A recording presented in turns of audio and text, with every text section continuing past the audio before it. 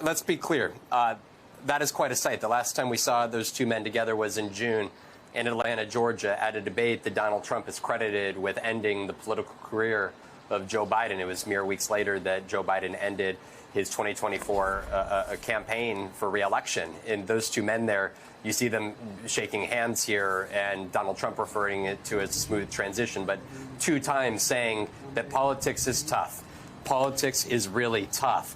And of course, as you see that fire burning bright, it's hard to ignore also the bust of Bobby Kennedy over the shoulder there of Joe Biden. Of course, it was Bobby Kennedy's one of his sons, Robert F. Kennedy Jr., who played a key role in leading to the ousting of this Democratic administration and getting Donald Trump back in here. Of course, it's a question over whether we will hear Donald Trump answer any questions today. He has not taken any press questions since winning the presidency. You heard reporters there for multiple seconds shouting. It's a question as to whether Donald Trump was open to taking questions there in that moment himself.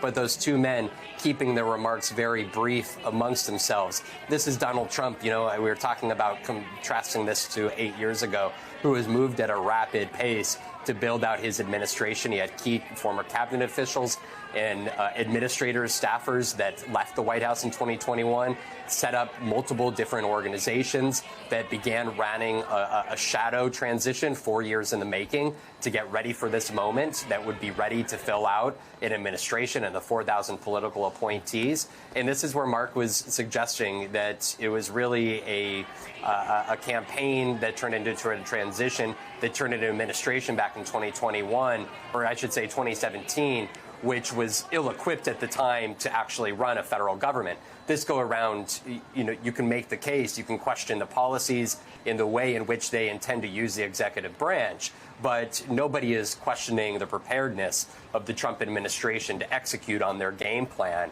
Of course, that was the premise of Project 2025, that 900-page document that prepared not only how the departments and the agencies would be able to effectively run. I know that one of the organizations, the America First Policy Institute, had more than 200 draft executive orders ready to turn over to Donald Trump. Of course, Donald Trump actually knows foreign leaders this go around. He has a standing relationship with not only the likes of Kim Jong-un and Vladimir Putin, Vladimir Zelensky, but also the likes of the president of Canada and the chancellor of Germany. And so that is where, in this meeting here that is still taking place as we speak, it's a question of just how open is Donald Trump at this present moment to the advice and the concerns of President Biden, and to what extent does he order his individuals who are prepared to take on these departments and these agencies to actually work with the outgoing administration to not only ensure a smooth transition, but also the extent to which they intend to keep or fire civil workers that are currently or have been in these positions for, in the case of many of these workers, years or even decades.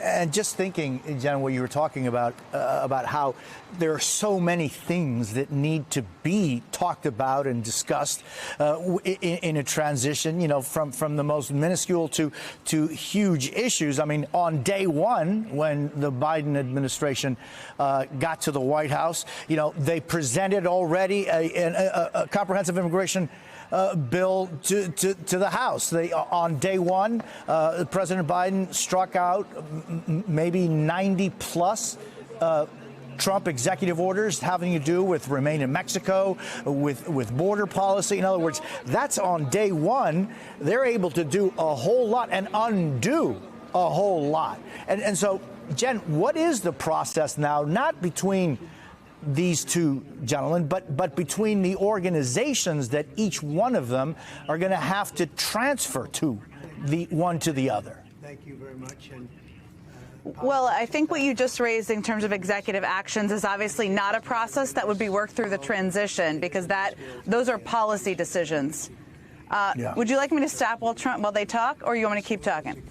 No. Yes. No. This is. Okay. I didn't want to talk over them, Jose. All right, I didn't want to talk over them. Thank you. Okay. I would say in terms of, just to pick up from what Vaughn said, and this is really important for people, I think, to understand how it normally works in a transition when it's from Republican to Democrat, Democrat to Republican, or just same party, is that the teams, the incoming team and the outgoing team, work in lockstep to address everything that we've mentioned, from issues like threats from North Korea, homeland security threats, to prepare if there was a financial crisis in 2008. That's what the teams would do. So beyond this meeting, what will be interesting to see is whether or not the teams are working together, where there is an alignment over trying to address some of the challenges the country is facing. That has happened many times in the past. It has not happened in the times where Trump has been involved in a transition. So this would be a shift from what has happened historically with his leadership. And Gabe Gutierrez, as the president is still meeting with the president-elect, you have some reporting on where, for example, the First Lady is? Yeah, that's right, Jose. We just heard from the First Lady's office, and we're told that she joined her husband, President Biden, in greeting the president-elect here at the White House, and also passed along a handwritten note for Melania Trump, who, as we know, is not at this meeting today, but the First Lady's office making it clear that they are available to assist in this transition.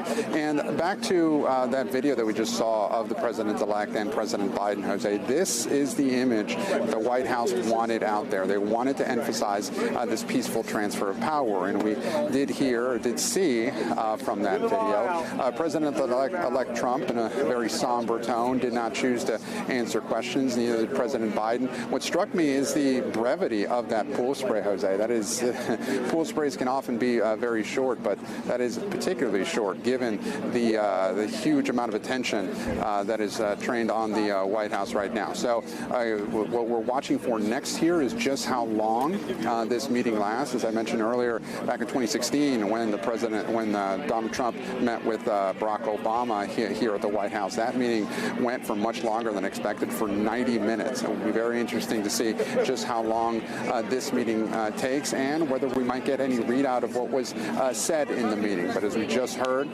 from the president-elect, he says politics is tough, but it was a very welcoming message from President Biden here at the White House, again, just days after a stinging defeat, after Democrats suffered a stinging defeat in these elections, Jose. But we're just hearing from the First Lady's office, we're hearing that reporting that she did give a handwritten note to Donald Trump that is meant for his wife, Melania Trump, offering to assist in this transition in any way they can, and offering congratulations, Jose.